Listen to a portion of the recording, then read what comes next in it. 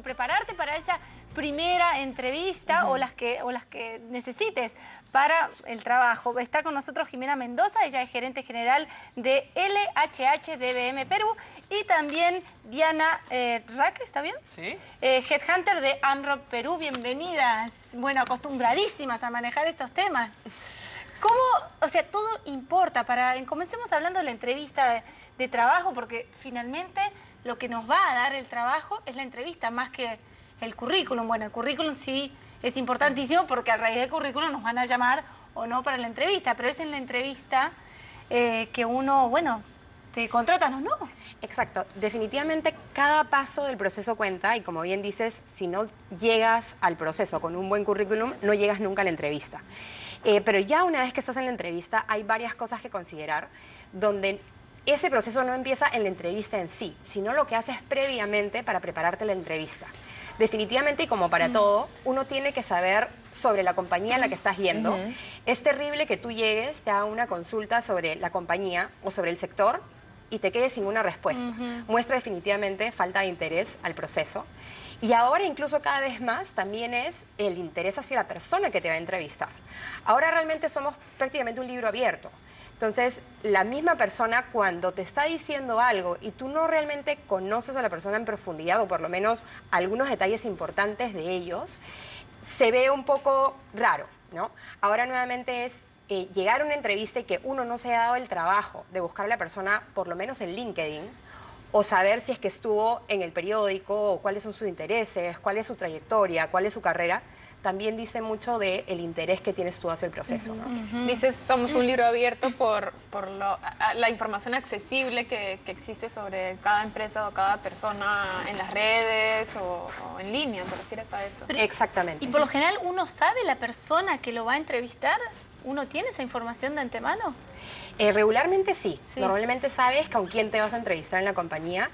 Usualmente la primera entrevista que tienes es con una persona del área de recursos humanos, del área de selección, más no necesariamente tiene que ser así.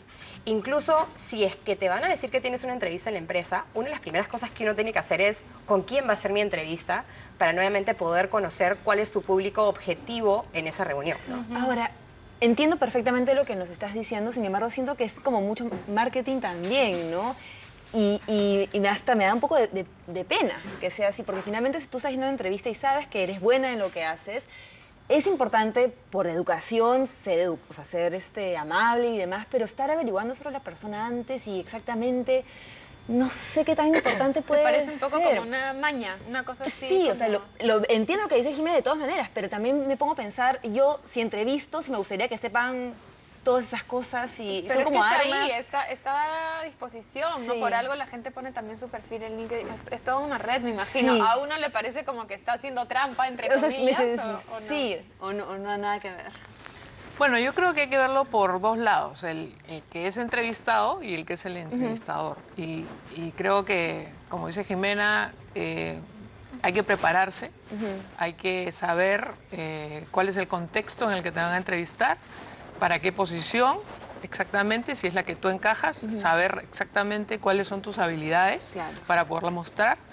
Y sobre todo, ser auténtico, ¿no? Eso es o sea, importantísimo. lo que tú dices, sí, yo creo que no hay que tampoco ser tan manipulador en el sentido de poder ya saber hasta lo último de la persona para saber qué decirle o qué no decirle, pero Llamar sí... a gente que lo puede conocer y preguntarle a su Claro, familia. pero sí, como dice Jimena también, es importante que estés al tanto de quién es esa persona, qué cargo tiene, ¿no? De qué manera puede impactar o no tu paso a través, porque no, de repente la primera persona que te entrevista no es la que va a ser tu jefe. Generalmente hay un filtro, puede ser la persona de recursos humanos. Entonces, sí, hay que estar, sobre todo, el mensaje yo creo que sería prepararse. Tanto el entrevistador, ojo, como el entrevistado. Porque el entrevistador también tiene una tarea que cumplir y es saber exactamente cuál es el currículo de la persona que está viniendo antes de entrevistarlo, saber para qué posición exactamente, cuáles son los factores clave del éxito para esa posición y sobre todo ver qué proyección va a tener en la empresa. O sea que creo que definitivamente por los dos lados hay que empaparse, prepararse y estar listos a la hora de la entrevista. Es una responsabilidad compartida. ¿Cuánto es el tiempo que a uno le dan por lo general? ¿Qué es lo que se espera? ¿Una semana con anticipación que uno sabe? ¿Cuántos días? ¿2 semanas? ¿2 días? Mira, la realidad es que es súper variable, porque te pueden decir que puedes venir a una reunión al día siguiente, te pueden decir que la reunión es para una semana. Va a depender mucho de la empresa y la disponibilidad de la agenda de la persona que te va a entrevistar. Algunas veces también puedes salir de una entrevista y que te digan que quieren tener otra entrevista para el día siguiente, como que pueden pasar mucho tiempo. En realidad es algo muy variable y depender nuevamente de la agenda del entrevistador, y uno tratará de adaptarse lo más pronto posible hacia eso, donde obviamente entenderán que si te están dando una cita para hoy por la tarde o para mañana a primera hora, que tú puedas cambiar tus planes es un poco más complicado, pero sí decírselo de antemano, tu disponibilidad también, y tratar obviamente, si te interesa el proceso, de poder ajustarte a los tiempos de ellos, ¿no? Por supuesto, claro. Ahora, hablamos de la importancia de la primera impresión. Mer comentó al principio del programa que eran los primeros 10 segundos o 8 segundos, Mer. Bueno, muchas veces, bueno, es lo que yo leí de la información, Pero- que a veces el entrevistador en los primeros 2-3 minutos ya sabe si la persona sirve o no. O ya sabe Para ese si- puesto, sí, digamos, ¿no? sí. Es increíble en tan poco tiempo. ¿Es cierto esto? Mira, más que si la persona sirve o no para el puesto, porque eso requieres hacer muchas más, obviamente, preguntas, en pocos minutos puedes saber si es que hay una química o Claro, no con la sí, persona, sí, sí. ¿Tienes y si la empatía persona o no? puede tener un fit o no cultural con la empresa, que es algo muy importante en ese momento. Y creo que es como en todas las relaciones interpersonales, ¿no? Entra una persona y haces clic inmediatamente cuando vas a una reunión y de repente hay alguien que te cae muy bien por cómo te saludó, por cómo estaba, porque realmente, entre comillas, los códigos que usan van de la mano contigo o con la empresa. Y a lo que me refiero es, y un poco lo comentábamos también fuera de cámaras, es cómo llegas vestido. Claro. Si tú sabes que es una empresa súper formal, elegante, y la persona de repente llegó con un código de vestimenta totalmente distinto, eso te va a generar una barrera mucho más rápido. Pero también me pregunto, ¿no? Si es que te tienes que identificar con el otro y tal, ¿no termina juzgando a la persona y por ahí generando un espacio de trabajo muy homogéneo y no dándole bienvenida a la diversidad, digo? O sea, no... De pronto, si te identificas culturalmente con la persona y es como tu par, termina generando un ambiente de trabajo como muy parecido, todos iguales, y es rico también tener gente muy distinta, ¿no? Definitivamente, la diversidad es súper importante para las empresas para poder innovar, pero inevitablemente lo que sí se quiere es que no necesariamente todos sean idénticos, pero que sí haya una cultura en la cual puedan encajar, ¿no? Porque si no, lo que termina pasando más adelante es que la persona puede tener muy buenas habilidades, más por competencias específicas de la función, pero que finalmente con el grupo no tenga esa relación y finalmente no terminen cumpliéndose los objetivos, no porque no sea capaz por sus capacidades, sino porque el tema interpersonal, porque cómo lo haga o la manera en que se comunica choque realmente con la cultura de la empresa, ¿no? Entonces no tienen que ser idénticos, pero sí tienen que compartir valores, tienen que compartir la cultura propia de la compañía, ¿no? Interesante. Bueno, me tengo que ir a la cocina. Vaya, chicas. Las señora, voy a- vaya. Voy a dejar, Ya voy a volvemos con conocer este tema. a nuestro chef, que hoy Jimenita no está. Le mandamos un beso grande, si no después se nos ofende. Hola, bienvenido. Ahora, gracias. quiero aclarar una cosa. ¿Moma? ¿Es el Moma. nombre? ¿Moma? Así me dicen desde que tengo uso de razón. ¿De verdad? Y es mi nombre, pues, ¿no? Bueno, mi nombre bienvenido, artístico, Moma. muy bien. Audiosas. Gracias, gracias. Pero el restaurante es Jerónimo. El restaurante se llama Jerónimo, Cocina de Esquina. Es un restaurante que existe en México, ¿no? Yo lo abrí ya hace 3 años, porque queda en la avenida San Jerónimo, porque es la avenida en la que yo viví los 5 años que estuve en el Distrito Federal. Entonces, pues nos gustó el nombre, tiene fuerza y es el que traje, ¿no? Bueno, pero has pasado, Moma, por un montón de países, ya me irás contando a lo largo del programa, cuento. pero ahora cuéntame qué vas a hacer hoy. ¿Con Pues qué por lo mismo nos que vas a sorprender? Jerónimo viene de México, el concepto trae un poquito, como bien decías, las comidas que he trabajado en distintos países, en distintos continentes, o la oportunidad que he tenido de trabajar con ciertos chefs de todo el mundo que me han, pues, siempre dado algo que aprender, Claro, ¿no? sí. En este caso, hemos traído unos taquitos de pastor, que son unos tacos muy conocidos en México. Esta es una tortilla hecha a base de harina mexicana, harina de maíz. Ok. Tiene un sabor muy peculiar que queda muy bien con el taco. Es una tortilla que se puede conseguir ahora en el Perú, o sea, no es extraña a Lima. Ok. Y bueno, esos son un poquito los ingredientes que lleva el taco, ¿no? El taco se hace un adobo, ¿no? Como Sí. le dicen, un aderezo, algo para que Ajá. marinar.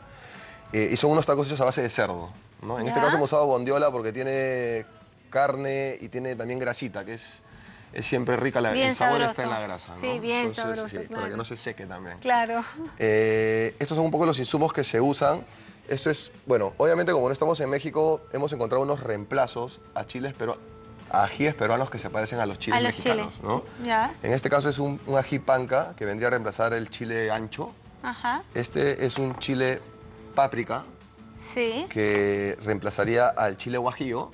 Y esto es un mirasol que es para darle un toque más peruanito, pero en Ok. realidad no reemplaza a nadie. Ok. Sí. ¿Y eso pica mucho? ¿Se le ha sacado la pepa, semilla, todo y no No, pica? porque son hervidos, exactamente. Sí. Sean hervidos para que más que nada tengan un sabor y no tengan tanto picor. El picor viene con la salsa, porque no hay taco que no lleve salsa. O sea, en verdad el taco depende mucho de la tortilla, el relleno acompaña Sí. y la salsa es lo que termina. ¿Y tiene que ser siempre picante el taco?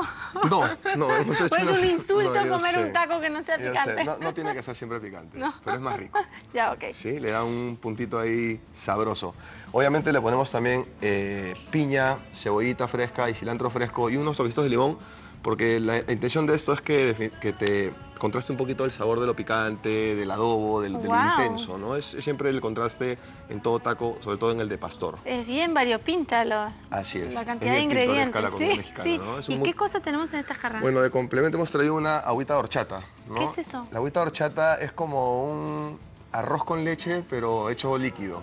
Ah, es que yo Pero lo en vi crudo. y pensé en arroz con leche. Pero en crudo, sí. Lo que haces es sí. agarras arroz crudo, lo lavas, luego lo dejas remojando en agua todo un día. Esto te va a generar una pasta.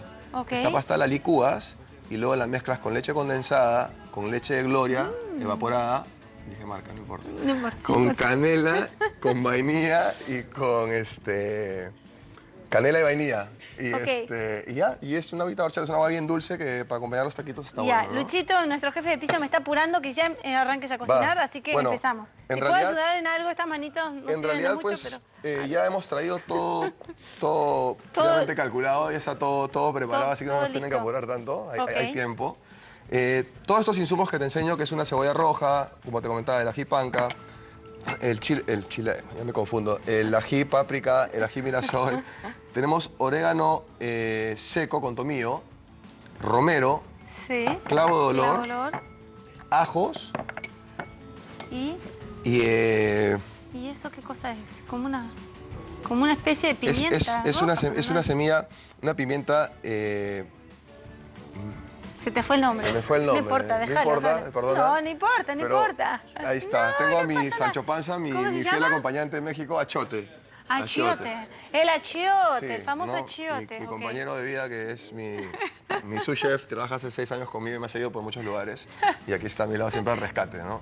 El buen Chris. Tu diccionario de vez en cuando. Así Está es, bien. es el que me dice, chef, te faltó esto. Bueno, todo esto lo mezclamos ahí un poquito de aceite, vinagre y vino tinto, ¿no? Esto lo ponemos en la licuadora, se licúa hasta que te termina quedando esta pasta, Ah, ok. Es una pasta sólida, es un adobo, Ok, parece un ketchup. algo así, algo así. Y Parece, bueno, no quiero insultar, es algo mucho más complejo. es algo más que un complejo, sí, ketchup, pero pero bueno, el bueno. ketchup es complejo, aunque no lo creas. Sí, ¿no? Solo que es un poquito ya muy tóxico, ¿no?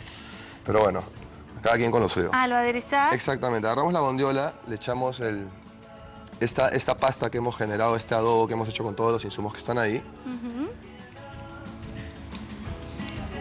¿Y esto se come acompañado de alguna ensaladita o solito nomás? No, el taquito se come acompañado de salsa y bueno, el Con acompañamiento la palta. aquí sería el cilantro, la cebollita y la piña, ¿no? Que es muy, muy típico del taco de pastor, que es el que estamos preparando, o estilo al pastor, ¿no? Porque estamos en Perú, entonces Ok. estoy tratando de agarrar el Y estilo del al pastor. pastor, porque viene de alguna costumbre de pastores mexicanos, le podemos preguntar ya, o no. Cris, ¿Por ¿tiene qué se historia? le ¿Por dice qué al pastor? No tiene idea tampoco. Tampoco, ¿eh? Así los conocimos. ¿Eh? Bueno, la idea de esto es siempre tratar de dejar marinando las cosas por lo menos 4 horas. Es bien importante para que puedan Wow. agarrar los sabores. Si lo puedes dejar de una noche a la otra, o sea, overnight, ¿Sí? es Mejor aún todavía. mejor todavía porque los sabores se integran, se agarran a la carne. Esto Wow. nosotros ya también lo hemos hecho, lo hemos preparado. Igual después lo vamos a freír en la Ya. segunda parte para poder enseñarles cómo Ok. terminarían quedando los tacos, ¿no? Ah, o el qué relleno bueno. de ellos. Bueno, me interesa mucho probar esta comida que para mí es toda una novedad. Nos vamos al corte y ya regresamos.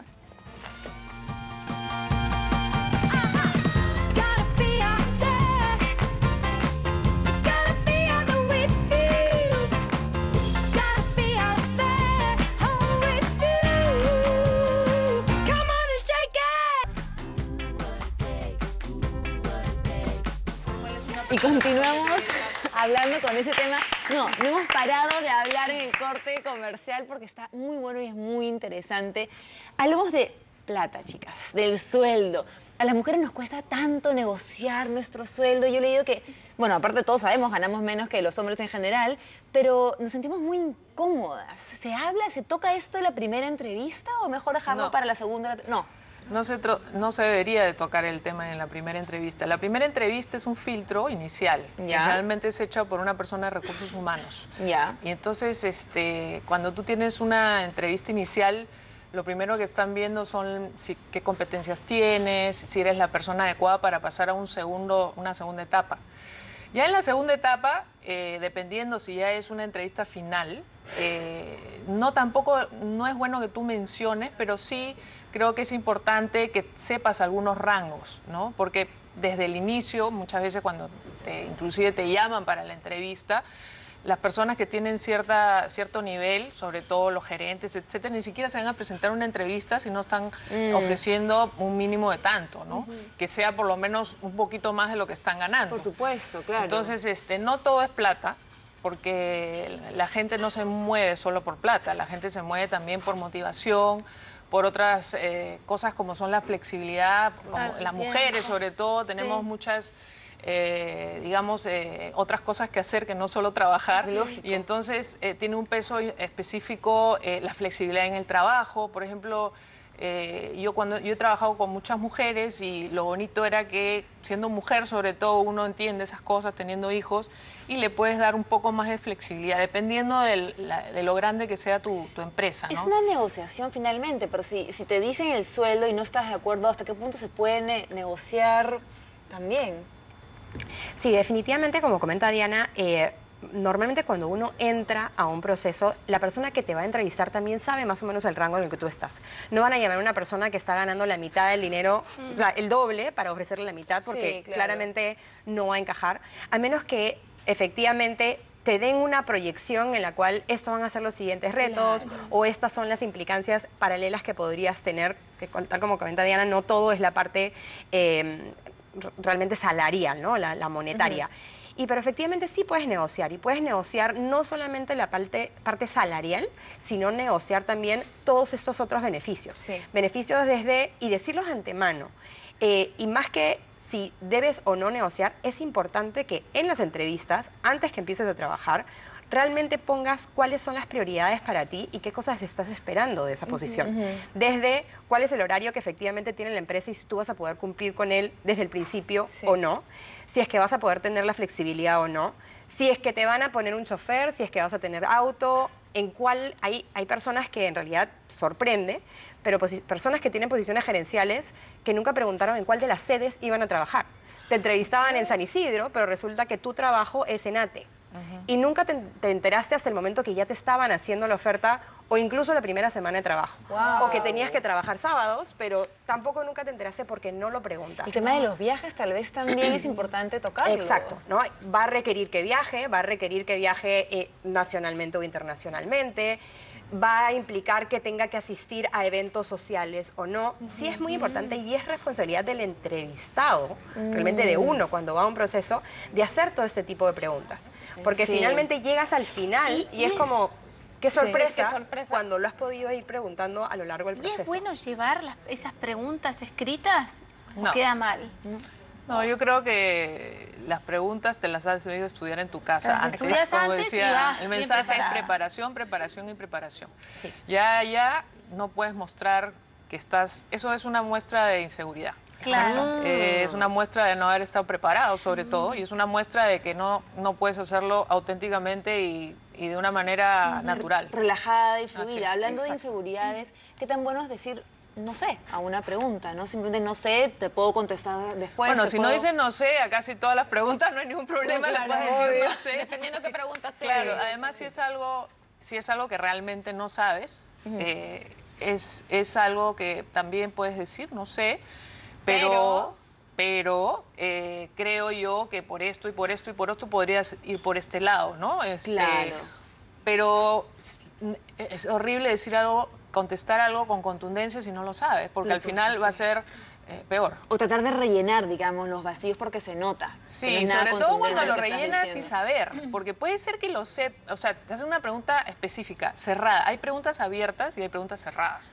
Las preguntas abiertas son cuando tú puedes explayarte, donde tú puedes soltarte, usar un poco tu imaginación, un poco venderte también. Pero las preguntas cerradas son sí o no. O no, son mucho más específicas. Entonces, si te preguntan, bueno, me han dicho que las mujeres ganan 30% menos que los hombres, ¿sí o no? Y si tú no sabes eso, mejor decir que no. Pues puedes decir, mira, me parece que sí, pero te lo puedo averiguar, pero no sé si exactamente, me parece que está entre 22 y 21 cuando no sabes nada, de repente está en otras cifras, o sea, estoy dando un ejemplo, ¿no? No, no, claramente, claramente. Y también es muy importante que la entrevista no, o sea, no acabe ahí. Al día siguiente escribir, agradecer por el tiempo del entrevistado, aunque sea un par de líneas breves, agradeciendo, bueno, obviamente la oportunidad de la entrevista, ¿no? ¿Qué tan importante es eso y qué tanto es mal visto? No, definitivamente el entrevistador te está dando su tiempo, te está dando la oportunidad de poder participar en este proceso y sí es muy importante mandar una nota, dar una llamada, agradeciendo por el tiempo e incluso ese es el momento en destacar algunas cosas de la conversación que puedan haber conversado o que puedas haber dejado de lado, ¿no? Fue muy interesante la conversación que tuvimos ayer, acordándome lo que hemos conversado, me olvidé de mencionarte esto o lo otro. Y sobre todo si es que en la entrevista cuando terminó uno no preguntó cuáles son los siguientes pasos, también preguntarlo en esa nota. Es el momento para hacerlo en vez de mandar 5 notas. Si bien es bueno mandar una nota después, lo que no es recomendable es que envíes una nota al día siguiente en la mañana y luego en la tarde decir, me olvidé de decirte esto y al día siguiente, ¿y cuándo me volverán a llamar? Y me olvidé, porque ahí sí ya es desesperado. Exactamente. ¿Saludar con mano o saludar con beso? Depende. Depende si el que te va a entrevistar te tiende la mano o te tiende el cachete. Esperar que haga el primer Hay movimiento. que esperar. Hace poco estaba En una entrevista de trabajo, Ale, no digas. Pero estaba viendo un video sobre cómo estar más presente y creo que en una entrevista de trabajo es fundamental y tomarse las pausas. Uno a veces por los nervios quiere rellenar los espacios y adelantarse a las cosas, pero siempre es tomar una pequeña pausa, no se va a acabar el mundo y ver con qué te viene el otro. O tomarse unos segundos para responder, ¿no? No tiene uno que estar disparando respuestas o palabras con Justamente el miedo de llenar vacío. el entrevistador es una persona que debe escuchar, debe hablar 20% y debe escuchar 80%. O sea, que un buen entrevistador hace que el entrevistado se explaye. Exacto. No quiere agarrar el protagonismo, porque casualmente lo que quiere es conocer más a esa persona. Entonces, también si encuentras un entrevistador que habla y habla y habla y al pobre entrevistado no lo deja hablar, es que no está bien preparado y pasa en muchas empresas. Inclusive gerentes con mucha experiencia no se preparan para las entrevistas. A veces hasta a último minuto chequean el currículum, por ahí pasó. Entonces yo sugiero que realmente se preparen porque le van a poder sacar mucho más el jugo a ese entrevistado. Hablábamos de cómo deben de ser dirigidas las entrevistas para que sean justas. Como hay un estándar, debería ser el mismo tipo de entrevista, la misma estructura para todos los postulantes. ¿Eso es lo más justo? Dale. Sí, efectivamente, si la idea es que vas a entrevistar a varias personas y quieres poder rescatar cuáles son las habilidades de la persona, si es que está motivado para hacerlo, si es que va a ser un fit con la compañía o no, la idea es que puedas tener un proceso equitativo con todos, no una entrevista súper formal con uno y estructurada y con el otro una conversación donde no le haces todas las preguntas o entras tan a profundidad con la otra persona simplemente porque hubo química. Efectivamente, hay acá un doble rol, ¿no? Del entrevistado y el entrevistador y así como uno tiene que ser preparado, el otro también, porque si no, no tienes la misma cantidad de información. Si a una persona le preguntaste ejemplos, le dijiste que te demuestre efectivamente cómo tuvo los logros, que te cuente realmente cómo pudo lograrlo, y a la otra persona solamente le hiciste 3 preguntas para el check, check, check, no tienes realmente cómo compararlo. Y eso puede suceder cuando en la primera parte no hiciste clic con la persona, porque finalmente es como, el otro me cayó un poco mejor, le quiero preguntar más, no hice clic, ya no entras más a las preguntas, ¿no? Entonces, sí es algo injusto realmente del proceso. Ahí está la empatía. Ya saben, la clave es prepararse muy, muy bien, esperar a que la otra persona, que el entrevistador dé el primer paso, beso, mano, esperen que dé el primer paso. El vestuario es importante. El vestuario es importante. La posición, ¿no? Relajadas, calmadas, mostrar su mejor versión. Me gusta. Me gustó, muchísimas gracias. Y no hablar de plata en la primera entrevista, por favor. Eso también es muy importante, chicas. Muchísimas gracias. Actualizar el currículum. Puntualidad, no lo hemos Puntualidad. mencionado, pero puntualidad. Bueno, no hay eso. ninguna excusa para llegar tarde. Y aseo. Ni el tráfico, ni nada. Aseo, parece Lo evidente, mínimo pero- indispensable. Imagínate si llegas regia, pero no te has puesto desodorante y Ay, ya sabes que no. Eso Chequear los dientes antes de entrar a la entrevista. ¿No? No, eso ya es sentido Buen común, aliento. chicas. No. Chicas, sentido común. Para actualizar su currículum no se pueden perder esta nota buenísima que hemos preparado para ustedes. Vamos a verla. No,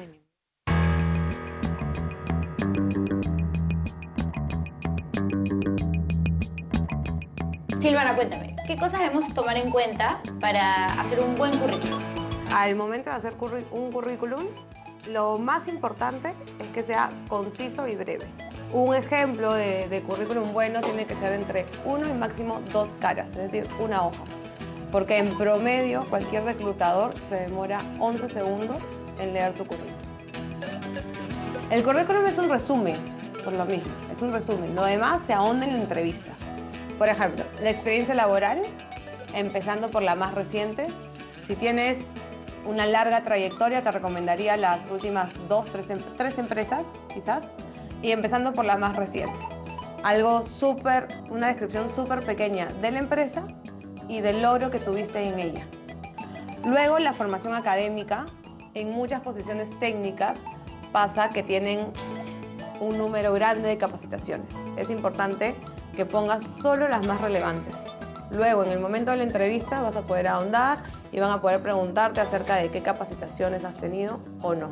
Es muy importante que estén los nombres completos y también actualizados. Se puede colocar la foto, pero es importante saber seleccionarla. Tiene que ser una foto en la que tengas un perfil profesional, que estés desastre, que estés una foto si te han tomado en la oficina sería mucho más adecuada. Que no sea una foto cortada del Facebook o que te hayas tomado con los amigos. En cuanto a lo prohibido, poner demasiada información. Hay personas que te relatan el día a día de sus funciones. Y como les comentaba, lo que busca un reclutador es que sea algo corto. Le ponen título al currículum, currículum vitae. No, ya sabemos que es tu currículum.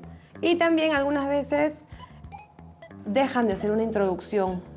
Y es importante tener una introducción porque captura a la persona que te está seleccionando. No debes anexar en un primer momento toda la documentación. Si yo voy a postular a una posición con ciertos requerimientos, debo ensalzar estas funciones a las que yo estoy postulando. Entonces, sobre un currículum base, nosotros tenemos que adecuarlo según a la persona a la que le estemos dirigiendo. Lo más importante para captar la atención es saber a quién estás dirigiendo tu currículum, a qué empresa y qué persona la va a leer. Toda persona, yo creo que debe romper ese miedo, a veces cuesta, porque también es tiempo, demanda tiempo mantener actualizado tanto el perfil que podemos tener en Word o que manejamos usualmente, al de una web profesional, al de una red profesional, como es por ejemplo un LinkedIn. Yo sí recomiendo tenerlo siempre actualizado. También es importante mencionar que ahora un reclutador también incursiona no solamente en las redes profesionales, sino también sociales. Intenten, y eso sí también les recomiendo a todos, googlearse, pongan su nombre y pueden ver qué aparece de cada uno de ustedes. Hay que tener cuidado con lo que hacemos en las redes sociales Así que también, porque todo, sirve, ¿no? Todo sirve, sí. Y ahora sí, sin dudas, ya saben todas cómo podemos hacer un buen currículum. Muchas gracias, Silvana. Gracias. Hice una nota. Bueno, estamos hablando de nuestras experiencias, nuestras propias entrevistas y castings, pero qué importante tener el CV actualizado, listo y renovarlo cada cierto tiempo también, ¿no? Uf, importantísimo. Nos vamos al corte y ya regresamos. Ya con más. volvemos.